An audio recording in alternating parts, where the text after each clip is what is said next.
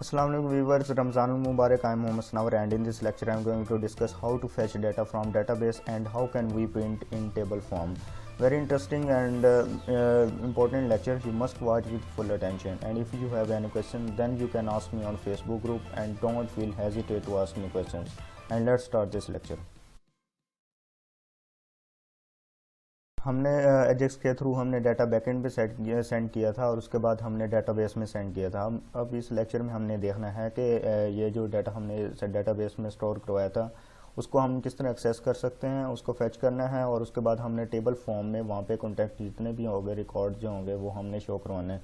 सबसे पहले कुछ चीज़ें मिसिंग थी हमारे पिछले लेक्चर्स में, मैं आपको जस्ट वो ओवरव्यू देता हूँ क्या चीज़ मिसिंग थी।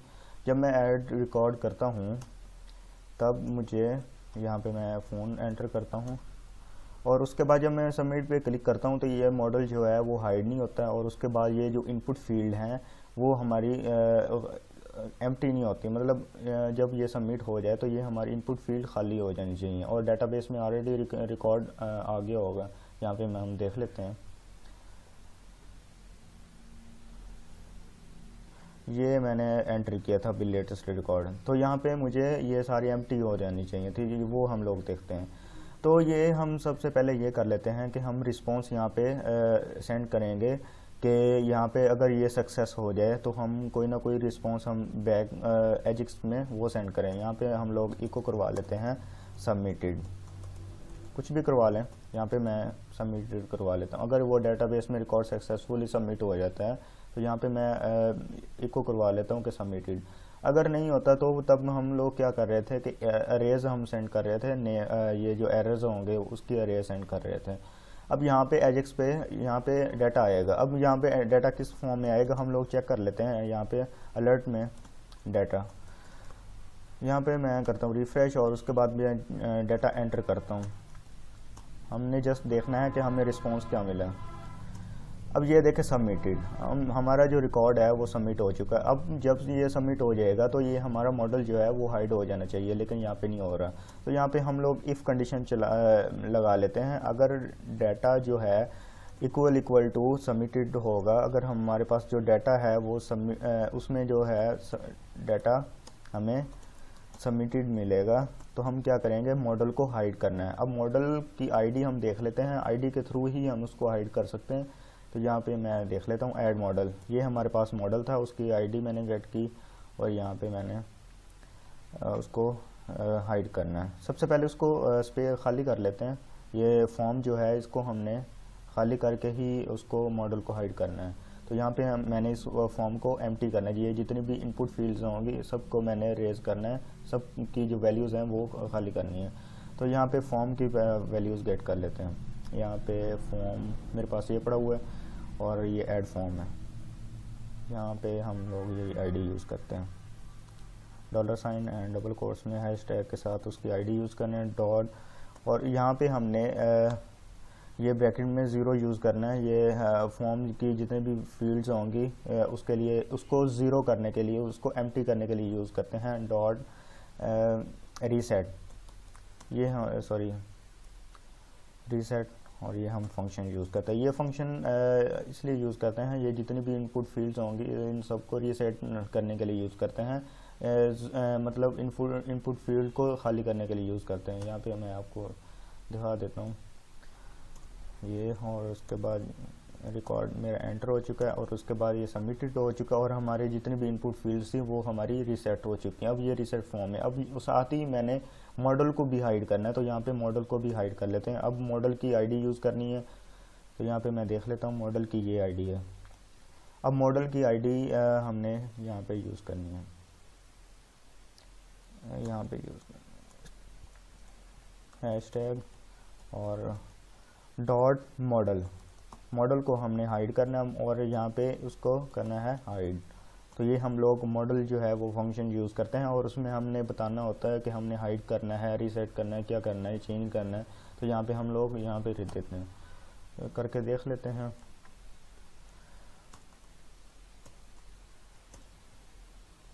अब ये हमारा रिकॉर्ड सबमिटेड हो चुका है। अब यहाँ पे सबमिटेड हमें मिला है, तो अब उसने चेक करना है कि अगर डाटा में सबमिटेड पड़ा हुआ है तो तब क्या करे कि वो हमें ये जो इसके अंदर कोड होगा वो एग्जीक्यूट कर दे। अब एल्स में हमने ये कर देना है कि ये जितना भी एल्स में क्या होगा कि इसके अलावा जो अरेज आएगी डाटा में सबमिटेड के अलावा अरे आएगी, तो उसने एल्स पार्ट में आना है। एल्स पार्ट के बाद हमने उसके अंदर जितना भी कोड होगा वो एग्जीक्यूट हो जाएगा। तो यहाँ पे हम लोग चेक कर लेते हैं। अब ये देखें हमारी इनपुट फील्ड खाली हो चुकी हैं, लेकिन जो मॉडल है वो हाइड नहीं हुआ, तो वो हम चेक कर लेते हैं। सॉरी, ये ई नहीं होता है मॉडल में, ए होता है मॉडल। ये हमारी स्पेलिंग मिस्टेक थी। तो यहाँ पे अब दोबारा से चेक कर लेते हैं। यहाँ पे मैं नेम एंटर करता हूँ, ईमेल, और उसके बाद ये अब ये देखें हमारा सबमिट भी हो चुका है और हमारा मॉडल भी एम्प्टी हो चुका है, और साथ ही मेरा जो था वो मॉडल वो भी हाइड हो चुका था। अब यहाँ पे हम चेक कर लेते हैं, रिकॉर्ड हमारे पास आ भी रहे हैं। यहाँ पे ये मैंने लेटेस्ट जो है वो मैंने एंटर किया था, तो ये रिकॉर्ड हमने इंसर्ट भी कर लिया और उसके बाद हमने यहाँ पे उसको शो भी करवा लिया। अब यहाँ पे एक और काम कर लेते हैं कि ये जो थी हमारी, यहाँ पे हम बूटस्ट्रैप अलर्ट के थ्रू यहाँ पे शो भी करवा लेते हैं कि ये जो रिकॉर्ड था वो सबमिटेड हो चुका है। यहाँ पे मैं स्पैन यूज़ कर लेता हूँ, स्पैन और क्लोजिंग टैब, और यहाँ पे मैं क्लास यूज़ कर लेता हूँ अलर्ट की। अलर्ट शायद इस तरह की सक्सेस क्लास हो, शायद देख लेते हैं। हाँ यस, यही क्लास है। और उसके बाद हमने आईडी के थ्रू ही उसको वैल्यूज़ असाइन करनी, जिस तरह हमने HTML में पहले किया था, तो वैसे ही हमने यहाँ पे उसको वैल्यूज़ असाइन करनी, जिस तरह हमने एरर्स को वैल्यूज़ असाइन की थी एजेक्स के थ्रू। यहाँ पे हम दे लेते हैं कि सक्सेस मैसेज ये हम लोग दे लेते हैं। इसको करते हैं कॉपी एंड यहाँ पे रोल भी असाइन कर देते हैं अलर्ट। ये आपको चीज़ें पता है फ्रंट एंड का, तो यस मैं यहाँ पे चीज़ें यूज़ करूँगा। अब यहाँ पे उस स्पैन को हमने ये कोई भी मैसेज असाइन कर देते हैं यहाँ पे HTML। ये जब ये सबमिटेड सक्सेसफुली हो जाएगा तब हम उसको असाइन करते हैं। यहाँ पे मैं वैसे ही उसको ID हैशटैग के साथ ID उसकी गेट कर ली, और उस साथ ही मैंने HTML में यहाँ पे कोई भी मैसेज भी दे सकते हैं, और यहाँ पे अगर ये जो आपने डाटा आया था वो भी हम लोग दे सकते हैं। तो मैं यहाँ पे लिख लेता हूँ रिकॉर्ड सबमिटेड सक्सेसफुली। यहाँ पे मैं ये मैसेज दे देता हूँ। अब वहाँ पे हम चेक कर लेते हैं, जब ये मैंने रिकॉर्ड एंटर किया तब क्या हुआ। यहाँ पे फ़ोन भी देख लेते हैं, और ये देखे सबमिटेड हो चुका है, और हमारा जो है वो रिकॉर्ड सबमिटेड सक्सेसफुली हो चुका है। अब इसकी आपने स्टाइलिंग कर लेनी है, इसकी जो बेटर पोजीशन है वो आपको पता होना चाहिए कहाँ पे होनी। और अगर हमें एरर्स मिलते हैं तो ये हमें एरर्स मिलेंगे, और उसके बाद उसने एल्स पार्ट में आना है, और एल्स के बाद वो हमें एरर्स शो कर देगा। और जब ये हम हाइड कर देंगे तब क्या होगा कि आपने ये जो सक्सेस मैसेज है इसको कर देना है, एम्प्टी कर देना है, जस्ट ये आपने कर देना है। यहाँ पे अगर आपको कोई एरर मिलता है तो ये आपने उसको खाली छोड़ देना है। यहाँ पे आप कर लेते हैं। अब ये देखें हमें एरर्स मिले हैं, एरर्स के बाद वहाँ पे शो करवाया, और यहाँ पे उसने एम्प्टी किया हुआ है। अगर हमने लेट से कि यहाँ पे एंटर करते हैं रिकॉर्ड, अभी तो हमें ये सबमिटेड रिकॉर्ड मिला है। अगर मेरे पास एरर्स आते हैं तो तब क्या होगा कि वो हमारा ये जो एरर बॉक्स होगा वो हाइड हो जाएगा। अब हमारा अगला काम ये है कि हमने डाटा फैच करना है डेटाबेस से। तो वैसे ही आपने जो है वो कनेक्शन बना लेना है, जैसे हम लोग कनेक्शन करते हैं वैसे ही। और उसके बाद क्यूरीज हम लोग यूज़ करते हैं, सेलेक्ट ID, नेम, ईमेल, ये जितने भी कॉलम हमारे होंगे और डेटाबेस में टेबल में, तो वो हमने यूज़ करना है। यहाँ पे कंटेंट्स मेरे पास ये मैंने कंटेंट से गेट करने हैं। ये मेरे पास टेबल है कॉन्टैक्ट से, सॉरी कॉन्टैक्ट। तो यहाँ पे ये उसके जितने भी कॉलम्स हैं ये यहाँ पे देखें, ID, name, email, phone, country. तो यहाँ पे मैंने लिखनी हुई है सेलेक्ट, ये जो चीज़ें हैं वो मैंने सेलेक्ट करनी है, क्योंकि मैंने सारे ही कॉलम सेलेक्ट करने हैं, सारे ही कॉलम मैंने एक्सेस करने हैं। तो यहाँ पे आप स्टैटिक यूज़ कर सकते हैं। स्टैटिक मीन दिस फंक्शन क्या करता है, जितने भी कॉलम्स हैं उसको एक्सेस करके लेके आता है। तो यहाँ पे इस तरह भी कर सकते हैं। और उसके बाद रिज़ल्ट में हमने क्यूरीज पास कर दी है, MySQL क्यूरी, और उसमें कनेक्शन हमने भेजा है, और उसके बाद हमने जो क्यूरी लिखी थी वो भेज दी है। अब ये हमें रिस्पॉन्स डेटाबेस से मिल चुका है। अब हमारा काम ये है कि हमने टेबल्स में उस रिकॉर्ड को प्रिंट करवाना है। तो ये मेरे पास टेबल था, और टी बॉडी में हमारा जो टेबल रिकॉर्ड होगा वो यहाँ पे हमारे पास रिकॉर्ड हमने प्रिंट करवाना है TRNTD फॉर्म में, जो हमारे data rows, table rows and table data हमने वहाँ पे रिकॉर्ड्स 1 बाय 1 फेच करना है। अब सबसे पहले हम लोग चेक कर लेते हैं कि डेटाबेस में ये रिकॉर्ड हैं कि नहीं है। तो इफ़ कंडीशन के साथ हम चेक करते हैं, लेकिन ये PHP का कोड होगा, तो हम यहाँ पे PHP का कोड टैग डाल लेते हैं। यहाँ पे हम चेक कर लेते हैं कि जो हमने रोज़ फेच की हैं वो हमारी रिकॉर्ड्स पड़े हुए हैं कि नहीं पड़े हुए हैं।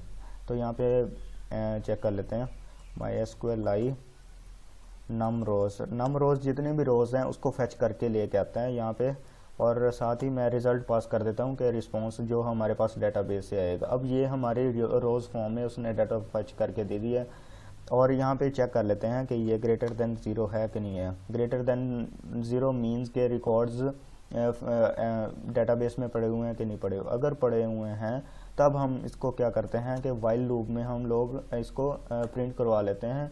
यहाँ पे ये जो डाटा होगा, यहाँ पे नेम, ईमेल, फ़ोन और कंट्री, और यहाँ पे हम लोग इसको प्रिंट करवा लेते हैं। और वो हम लोग फॉर लूप से भी कर सकते थे, लेकिन वहाँ पे हमें नंबर ऑफ आइटरेशन नहीं गिवन। लेकिन मैंने यही लेक्चर बताया था वाइल लूप और फॉर लूप में डिफरेंस, कि अगर हमें नंबर ऑफ आइटरेशन नहीं गिवन देन हमने वाइल लूप यूज़ करना है। तो हम लोग वाइल लूप यूज़ कर लेते हैं। अब वाइल लूप में क्या होगा, जितने भी रिकॉर्ड्स होंगे 1 बाय 1 उसको हमने प्रिंट करवाना है। हमारे पास ये मल्टीपल ऑफ रिकॉर्ड्स हैं। यहाँ पे ये देखें, ये हमारे पास 20 रिकॉर्ड्स हैं। अब यहाँ पे हमने 20 रिकॉर्ड फेच करने हैं। यहाँ पे वाइल लूप में 1 बाय 1 रिकॉर्ड को हमने उसको फेच करना है। तो यहाँ पे हम लोग एक वेरिएबल बना लेते हैं इसके अंदर ही, कंडीशन के अंदर ही, और यहाँ पे फेच करते हैं 1 बाय 1 रिकॉर्ड को। तो यहाँ पे MySQLi ये फंक्शन हम लोग शायद पहले यूज़ कर चुके होंगे। फेच एसोसिएट ये क्या करता है कि हमारी रोज़ जो हैं डाटा उसको एसोसिएट कर देता है अरेज फॉर्म में, उसको 1 बाय 1 उसको जो वेरिएबल्स हैं उसमें हमने स्टोर कर दिया हुआ है। ये हमारी फेचिंग के लिए यूज़ करते हैं डाटा को 1 बाय 1 अरेज को फेच करने के लिए। और यहाँ पे हम लोग रिज़ल्ट पास कर देते हैं, ये रिस्पॉन्स आएगा। तो ये रिस्पॉन्स पास करने का मकसद यही है कि ये इसमें डाटा पड़ा हुआ है और उसको फेच करेगा 1 बाय 1 जितना भी रिकॉर्ड्स होगा, और उसको हमने रोज़ में स्टोर कर देना। अब ये रोज़ के बाद हमने इस डाटा को प्रिंट करवाना है। तो यहाँ पे ब्रैकेट यूज़ कर लेते हैं, और यहाँ पे अब हमारे पास HTML टैग यूज़ होगा। तो उसके लिए हमारे पास ज़रूरी है कि हम इसको सबसे पहले क्लोज़ करें PHP टैग को। अब हम लोग यहाँ पे यूज़ कर सकते हैं। अब ये नीचे भी 2 ब्रैकेट्स हैं, तो ये भी PHP के अंदर ही आएंगी। अब यहाँ पे हमारी ये क्लोजिंग होगी, ये इसकी क्लोजिंग है, ये PHP टैग, और ये हमारे पास क्लोज हो गया। और उसके बाद ये 2 जो क्लोजिंग टैग्स थे, ये इफ़ कंडीशन के और ये वाइल कंडीशन के, वो भी हमने PHP के अंदर ही लिखना था। तो हमने यहाँ पे PHP के अंदर ही इसको लिख लिया। अब यहाँ पे हम लोग HTML कोड को लिख सकते हैं। तो यहाँ पे मैं TR यूज़ करता हूँ, एक रोज़ जो रोज़ क्रिएट करने के लिए यूज़ करते हैं TR। तो यहाँ पे मैं TR यूज़ कर लेता हूँ। अब इसमें हमारे पास डाटा के लिए टैग जो है वो ऑलरेडी आपको पता है। अगर डाटा के लिए कौन सा टैग यूज़ करते हैं, TD टैग यूज़ करते हैं। यहाँ पे हमारा जो है वो रिकॉर्ड हमारे पास आएगा। सबसे पहले था हमारा नेम के लिए, तो यहाँ पे हमने नेम के लिए वहाँ पे वैल्यूज़ लिखनी है। तो यहाँ पे PHP का ही मतलब कोड आएगा। तो हम क्योंकि फेच कर रहे हैं डेटाबेस से और डाटा बैकएंड से हम लोग डाटा फेच कर रहे हैं, तो यहाँ पे PHP का ही कोड आएगा। तो हम PHP का कोड ही लिखते हैं। यहाँ पे इको करवाएंगे। इको क्या करवाना है कि ये जो रोज़ है उसके कौन सा आपने कॉलम फेच करना है, नेम कॉलम फेच करना है आपने। नेम कॉलम में जो पहले इंडेक्स पे जो वैल्यू पड़ी होगी रोज़ में वो हमें दे दे। तो वो हमारा पहले जो TD टैग है, डाटा टैग है, वहाँ पे हमें शो कर देगा। अब सेकंड में क्या करना है, हमने जो सेकंड वैल्यू होगी वो हमने प्रिंट करवानी है। यहाँ पे फिर PHP कोड आएगा, क्लोजिंग टैग और इको करवा लेते हैं रो, क्योंकि ये हमारे पास अरे फॉर्म में है। तो अरे फॉर्म में हम इंडेक्स को फेच करने के लिए हम लोग फिर ब्रैकेट यूज़ करते हैं और उसमें हमने कॉलम नेम देना होता है। तो सेम वही देना है जो हमने डेटाबेस में यूज़ किया हुआ है कॉलम नेम, जैसे ये नेम दिया हुआ, ईमेल दिया हुआ, फ़ोन, कंट्री, तो सेम आपने यहाँ पे भी वही नेम देने हैं। ये आपने माइंड में रखना चीज़ें। तो यहाँ पे सबसे पहले ये दो चीज़ें हम लोग चेक कर लेते हैं कि हमें डाटा वहाँ पे मिल रहा है कि नहीं मिल रहा है। अब ये देखें नेम और ईमेल हमारे पास ये जो रिकॉर्ड्स है टोटल 20 प्लस रिकॉर्ड थे वो हमें फेच हो चुके हैं। और उसके बाद हमने फ़ोन के लिए फेच करना है और कंट्री के लिए फेच करना है, सेम वैसे ही हम यहाँ पे कर लेते हैं, या ये आप खुद ही करें, प्रैक्टिस होगी। और ये आपने वैसे ही यहाँ पे फ़ोन और कंट्री के लिए ही फेच करना है। तो ये जो हमारे पास टेबल रिकॉर्ड्स जो आ जाएगा। अब हमने नेक्स्ट लेक्चर में ये करना है, क्योंकि हम जब ये सबमिट पे करते हैं, क्लिक करते हैं, जब ये हम रिकॉर्ड को एंटर करते हैं और सबमिटेड तो हो चुका है, लेकिन हमें यहाँ पे रिकॉर्ड जो हमने एंटर किया था वो नहीं सबमिट हुआ, वो हमें वहाँ पे शो नहीं हुआ, क्योंकि अगर वहाँ पे शो करने के लिए हमें रिफ़्रेश करना पड़ेगा। और ये हमारे पास रिकॉर्ड था जो हमने लेटेस्ट फेच किया था। मैं आपको दोबारा क्लियर कर देता हूँ। यहाँ पे मैं लिख लेता हूँ, कुछ भी लिख लेता हूँ, यहाँ पे भी @gmail.com और फ़ोन नंबर भी कुछ भी लिख लें। यहाँ पे उसने एरर दे देना है तो आप करेक्ट लिखें। और उसके बाद कंट्री, ये हमारा सबमिटेड हो चुका है। और उसके बाद हमारे पास वो रिकॉर्ड जो हमने एंटर किया था यहाँ पे नीचे शो नहीं हुआ, और उसको हमने देखने के लिए फिर उसको रिफ़्रेश करना पड़ेगा, फिर हमारे एजेक्स का फ़ायदा ही नहीं है। तो अब वो हम लोग यहाँ पे एजेक्स के थ्रू ही यहाँ पे डाटा शो करवाएंगे, वो हम नेक्स्ट लेक्चर में देखना है। तो यहाँ तक अभी आपको पता होना चाहिए कि हमने डेटाबेस से किस तरह रिकॉर्ड को फेच करना है, और जब हम लोग फेच कर लेंगे उसको वो हमने टेबल फॉर्म में किस तरह डाटा को प्रिंट कर सकते हैं। ये आपका काम है, ये आपने टास्क इसको प्रैक्टिस करनी है। तो इंशाल्लाह नेक्स्ट लेक्चर में इसको फर्दर प्रोसीड करेंगे। आपको ये चीज़ें सारी इम्प्लीमेंट खुद करें, एंड अगर आपको समझ नहीं आती तो आप फिर मुझसे कॉन्टेक्ट करें। इंशाल्लाह मिलते हैं नेक्स्ट लेक्चर में। अल्लाह हाफिज़।